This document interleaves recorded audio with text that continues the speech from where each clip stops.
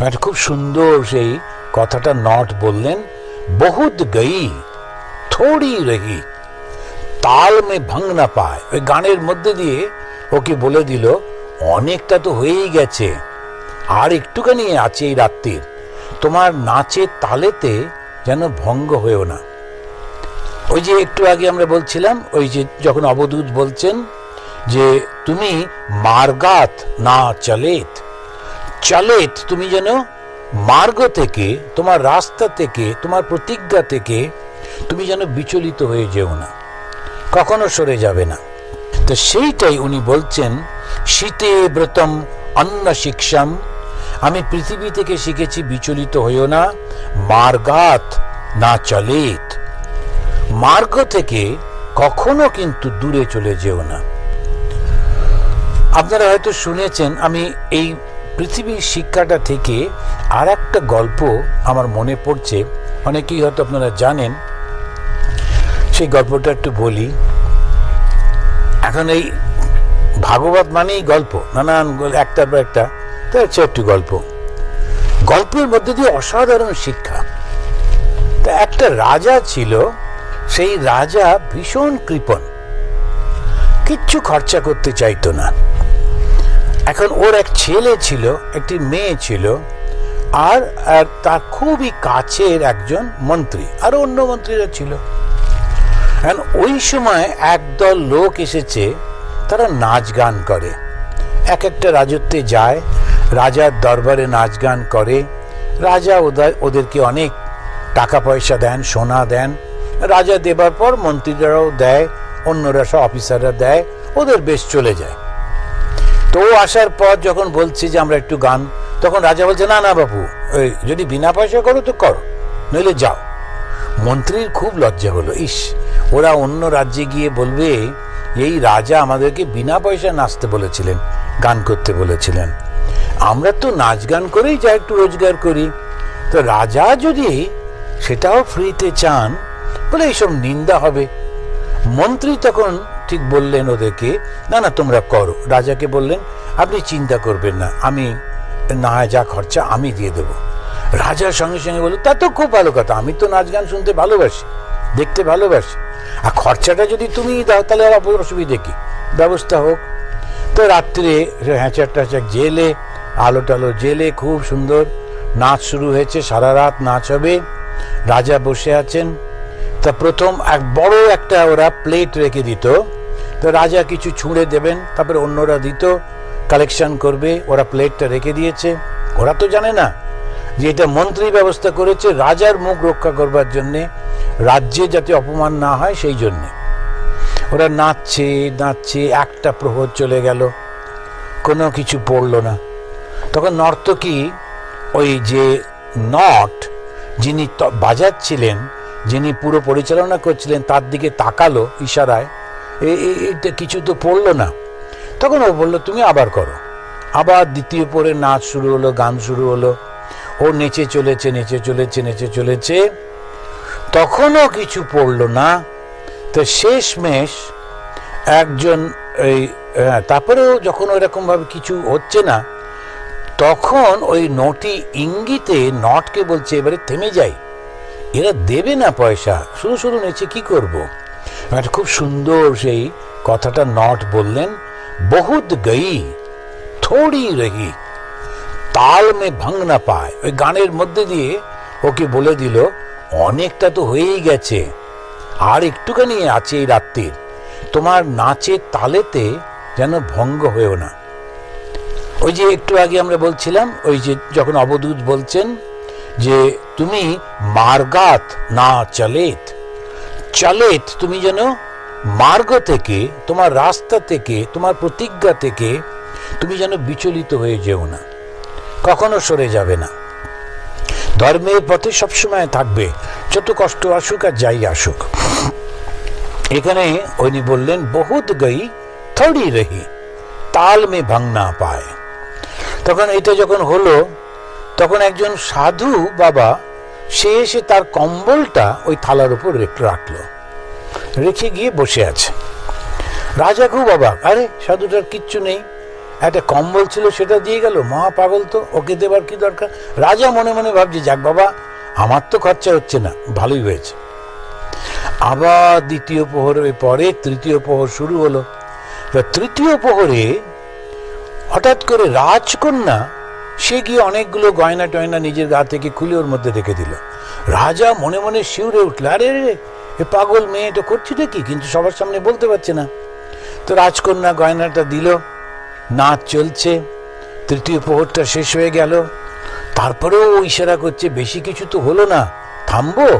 তখনও উনি বলছেন বহুত গই থোড়ি রহি তাল মে ভাঙ না পায়, এই তালটা ভেঙো না, অনেকটা হয়ে গেছে আর একটু বাকি। চতুর্থ প্রহর যখন হয়ে গেল, রাজপুত্র এসে তখন ওর কাছে ওর হাতে যে সোনার বালা টালা সেগুলো সব ওখানে দিয়ে দিল। হয়ে গেল, তারপরে ওরা পোঁটলা বেঁধে নিয়ে চলে গেল। যা হোক, ওরা পেয়েছে, মন্ত্রীও খানিকটা দিয়েছে, ওরা চলে গেল। এবারে রাজা এই তিনজনকে ডেকে পাঠালো, চারজনকে, মন্ত্রী, ওই সাধু, ছেলে আর মেয়ে। বলে তোমরা শুধু শুধু এটা করতে গেলে কেন বলো তো, এতটা খরচা। মন্ত্রীকে বললেন তুমি এই খরচাটা করলে কেন? বললেন মহারাজ, রাজত্বের অপমান হতো, রাজার অপমান হতো, ওই জন্য আমি ব্যবস্থা করেছি। বলে আচ্ছা বেশ, সেটা নয় বুঝলাম। সাধুকে বললে আচ্ছা বাবু তোমার কি হলো? সাধু বলল জানেন আমি না দীর্ঘদিন ধরে তপস্যা করছি, সেই 12-14 বছর জঙ্গলের মধ্যে তপস্যা করছি, কোনো কিছু হলো না, না অনুভব হলো, না কোনো ওই দৈব শক্তি পেলাম, কিচ্ছু হলো না, যেমন ছিলাম তেমন আছি। তাই ঠিক করেছিলাম আর সাধু থাকবো না, গিয়ে চাষবাস করব, বিয়ে করব, একটা সংসার করব, ব্যাস বাঁচব। তাই আমি এই যেতে যেতে হঠাৎ দেখলাম এখানে গানের নাচের আসর, তো এসে বসলাম, ভাবলাম আচ্ছা একটু ভালো করে নাচ গান শুনে যাই, দেখে যাই, তারপরে গিয়ে বিয়ে করব। ওইটাতে এই নটের কথাটা শুনে আমার জ্ঞান হলো। নট বলছেন বহুত গই থোড়ি রহি তাল মে ভাঙ না পায়। আমি তখন নিজের মনকে বললাম 12-14 বছর তপস্যা করেছি, আর জীবনের কতক বছর বাকি আছে, কেন আমি আমার প্রতিজ্ঞা ভঙ্গ করব? সবাই ছি ছি করবে, সাধু ছিল এখন দেখো আবার সংসারী হয়েছে, আবার এসে ওই চাষবাস করছে, বলে ছি ছি করবে, সবসময় আমার বাকি জীবনটা নিন্দার মধ্যে কাটবে, কেউ আমাকে কোনো সম্মান দেবে না। না না না না, আমি আবার সন্ন্যাসী হয়ে চলে যাব, আবার জঙ্গলে গিয়ে বসবো, মৃত্যু পর্যন্ত আমি চেষ্টা করে যাব। ওই নটের কথা আমাকে খুব ভালো শিক্ষা দিয়েছে বলে আমি ওকে একটা প্রণামী হিসেবে আমার কম্বলটা দিয়ে দিয়েছি।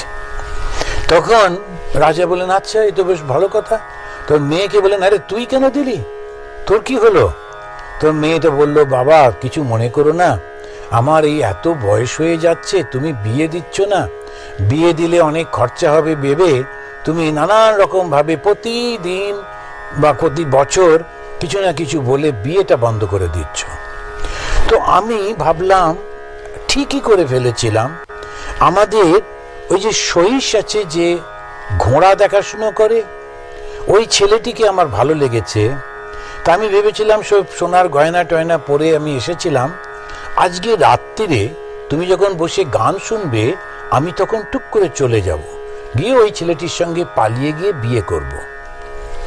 কিন্তু ওই নট যখন বলল বহুত গই থড়ি রহি তাল মে ভাঙ না পায়, তখন আমার মনে হলো আমার তো এতটা বয়স হয়েই গেল, আরো খানিকটা বয়স যদি চলে যায় বাস আর তো কি থাকবে জীবনে।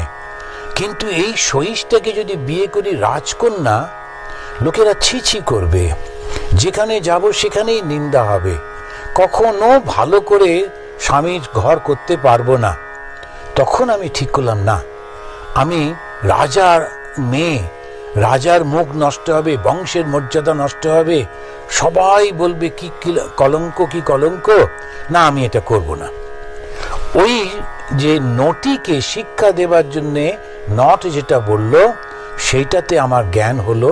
তখন আমি ওকে গুরু মনে করে আর যে গয়নাগুলো পরে পালাবো ভেবেছিলাম ওগুলো সব ওকে দিয়ে দিলাম আমার গুরু প্রণামী হিসেবে। তখন রাজা ছেলের দিকে ফিরে বললেন, তোমার কি কাহিনী? ছেলে বলল, আমার কাহিনী ওই নটের কথাতে তোমার প্রাণটা বাঁচলো বাবা।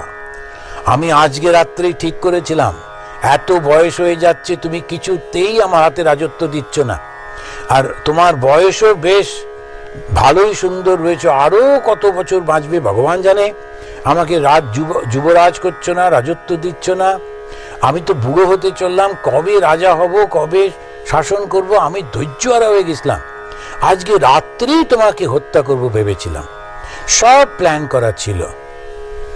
কিন্তু যখন আমি শুনলাম ওই নটিকে বলছে অনেকটা তো হয়ে গিয়েছে, আর একটু তো বাকি, কেন তালটা ভঙ্গ করবে?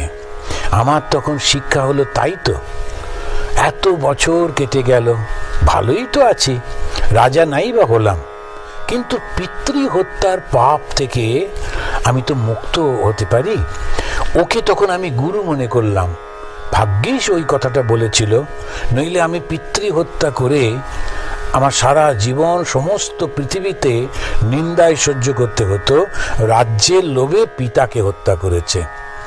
তো ওই শিক্ষাটা আমাকে এই পাপ থেকে রক্ষা করেছে বলেই আমি ওকে আমার যা যা ছিল গুরু প্রণামী হিসেবে সব ওকে দিয়ে দিয়েছি। রাজা বললেন, ওরে বাবা, এটা তো আমার কাছে একটা বিরাট শিক্ষা, আমি তো কখনো এরকম ভাবিনি। তখন ওই সাধুকে তিনি অনেকটা সাহায্য দিলেন, দিয়ে বললেন, তুমি গিয়ে ভালো করে কুটিয়া বেঁধে তোমার কোনো খাবার দাবার কোনো যাতে কষ্ট না হয় ওটা আমি দেখব, তুমি তপস্যা করো। মন্ত্রীকে তিনি বললেন যে তোমার উপর সমস্ত নির্ভর থাকলো, তুমি খুবই ভালো, রাজাকে রাজত্বকে তুমি এত ভালোবাসো, যাতে আমার অপমান না হয়, রাজত্বের অপমান না হয় বলে তুমি নিজের থেকে টাকা দিয়ে ব্যবস্থা করলে, আমি তোমাকে এই মন্ত্রিত্ব পদে চিরস্থায়ী রাখলাম, তুমি কখনো মন্ত্রিত্ব ছেড়ে যাবে না। মেয়েকে বললেন, তোর সঙ্গে আমি আর রাজকুমারের বিয়ের ব্যবস্থা করছি, আমি কয়েক দিনের মধ্যেই ব্যবস্থা হবে। আর ছেলেকে বললেন, আগামী কয়েকদিনের মধ্যেই তোমাকে আমি রাজা হিসেবে ঘোষণা করে আমি রিটায়ারমেন্ট নেব। বহুত গই থোড়ি রহি তাল মে ভঙ্গ না পায়, এইটা খালি মনে রাখতে হবে। আমাদের জীবনে অনেকটা পথ কাটিয়ে এসেছি, যেন ভুল না করে ফেলি।